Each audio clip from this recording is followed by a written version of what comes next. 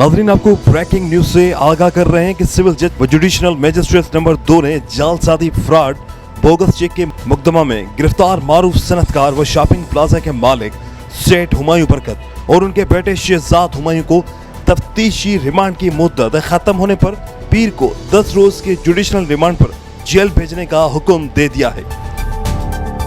नाज़रीन, आपको breaking news से आगाह कर रहे हैं कि सिविल जज व जुडिशनल मजिस्ट्रेट नंबर 2 ने जालसाजी फ्रॉड बोगस चेक के मुकदमा में गिरफ्तार मारूफ सनतकार व शॉपिंग प्लाजा के मालिक सेठ हुमायूं बरकत और उनके बेटे शहजाद हुमायूं को तफ्तीशी रिमांड की मुद्दत खत्म होने पर पीर को 10 रोज के जुडिशनल रिमांड पर जेल भेजने का हुक्म दे दिया है,